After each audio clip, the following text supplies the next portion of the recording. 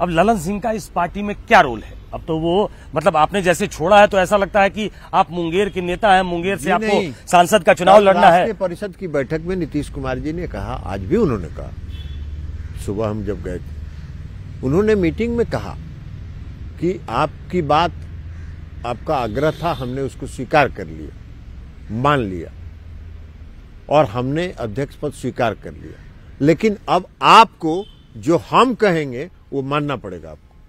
बोलिए मानिएगा कि नहीं? ये हमसे पूछा उन्होंने मीटिंग में कि बोलिए मानिएगा कि नहीं? हमने कहा जरूर मानेंगे, आप पार्टी के नेता हैं, जो आदेश करिएगा। तो जो भी पार्टी के अंदर अब वो काम हमको सौंपेंगे,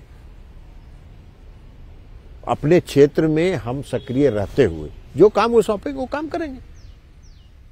इंडिया में ब्लॉक में आप नीतीश कुमार का क्या रोल देखते हैं? इंडिया ब्लॉक में नीतीश कुमार का महत्वपूर्ण रोल है। नीतीश कुमार सेतु हैं, बने रहेंगे सेतु रहे, लेकिन कन्वीनर भी नहीं बन पा रहे हैं। कन्वीनर की बात छोड़िए ना, कन्वीनर प्राइम मिनिस्टर का चेहरा तो दूर की बात है। नीतीश कुमार जी ने तो बार बार कहा कि मेरी कोई इच्छा नहीं है, हम किसी पद के दावेदार नहीं है, हम कोई कुछ बनना नहीं चाहते। ये मोदी जी भी कहा करते थे कि हमको किसी पद की लालसा नहीं है। वो अलग जब बात मुख्यमंत्री थे तब, वो अलग बात है। लेकिन हमारा काम है कि 2024 में सब लोग एकजुट हो, जल्दी से अलग अलग राज्यों में सीट का बंटवारा कर लें और अलग अलग राज्यों में सीट का बंटवारा कर लें और भारतीय जनता पार्टी के उम्मीदवार के खिलाफ एक उम्मीदवार विपक्ष का खड़ा हो। इसको आप लोग जितना ज्यादा से ज्यादा सुनिश्चित करिएगा उतना आपको सफलता मिलेगी। यही उनका परामर्श है, यही उनकी राय है। कि परामर्श तो हर मीटिंग में दे रहे हैं। कल अपनी मीटिंग में उन्होंने कहा कि कांग्रेस जो है वो हमारे कामों का प्रचार ही नहीं कर रही है। कांग्रेस ये भी तो बोला प्रचार नहीं कर रही है। उसके अलावा भी उस मीटिंग में भी हम लोगों ने कहा कांग्रेस के बारे में। कांग्रेस का मध्य प्रदेश का चुनाव हो रहा था, INDI की मीटिंग में हमने कहा था मध्य प्रदेश का चुनाव हो रहा था, राजस्थान का चुनाव हो रहा था, छत्तीसगढ़ का चुनाव हो रहा था। हमने कहा कांग्रेस पार्टी के माननीय खड़गे साहब को, हमने कहा कि खड़गे साहब INDI बनी, आप जनता दल यू एक सीट वहां आपने कहा था मध्य प्रदेश में, आपने नहीं दिया। समाजवादी पार्टी कुछ सीट पर लड़ना चाहती थी, आपसे सहमति बन गई, फिर भी आपने नहीं दिया। उसके बाद कुछ कुछ शब्दों का आपने इस्तेमाल किया। तो हमने ये कहा कि अगर INDI राजस्थान में, मध्य प्रदेश में और छत्तीसगढ़ में यूनाइटेड होकर चुनाव लड़ती तो आज परिणाम दूसरा हो सकता था। सभी पार्टी के नेता वहां प्रचार में जाते, सब लोग एक साथ मंच पर साझा करते। भोपाल में रैली तय हुई, आपने रद्द कर दिया।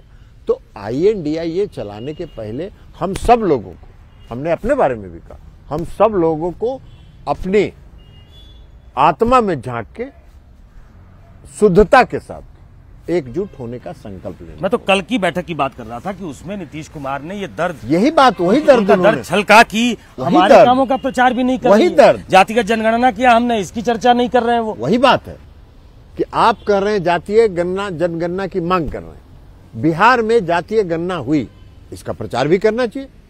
बिहार में INDI की सरकार है अभी, इसका प्रचार कांग्रेस पार्टी को करना चाहिए। और अगर हम INDI में हैं और कहीं किसी भी पार्टी से चूक होती है तो हम बताएंगे नहीं कि आप इस काम को करिए, तो इसीलिए लाभ मिलेगा। इसीलिए तो शक होता है कि आप इंडिया पे भी हमला कर रहे हैं, कांग्रेस पे भी हमला कर रहे हैं। हमला नहीं कर, इसको हमला कहिएगा, ये हमला नहीं है, ये परामर्श है, ये परामर्श है। और हम लोगों ने INDI की मीटिंग में भी ये परामर्श दिया।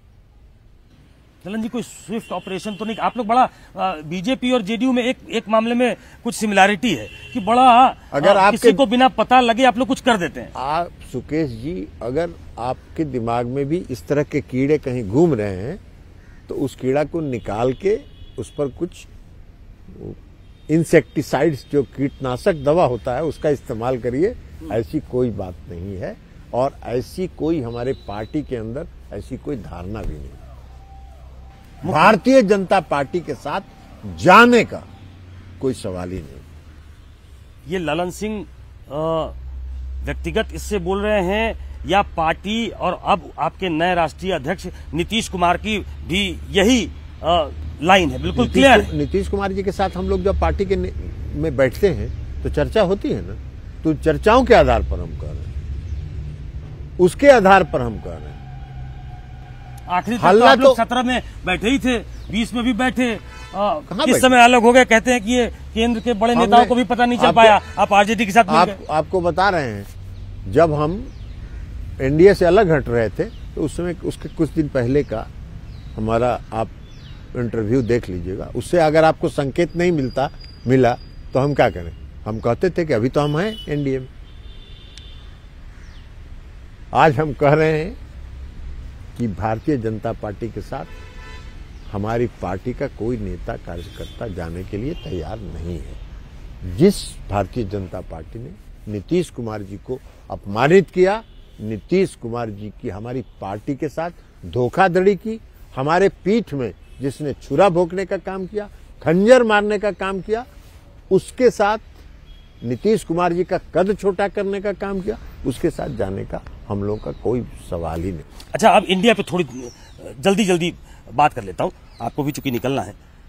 जो इंडिया ब्लॉक है, अब चूंकि ये खटास आ गई मध्य प्रदेश में, उसने किसी को सीट नहीं दी, राजस्थान में नहीं दिया, और आप लोगों ने कहा भी कि भाई ऐसा नहीं बिहेव करना चाहिए, तो कहा जा रहा है बिहार में जो सीट का समझौता है, हाँ, उसमें कांग्रेस हाशिए पे ही है।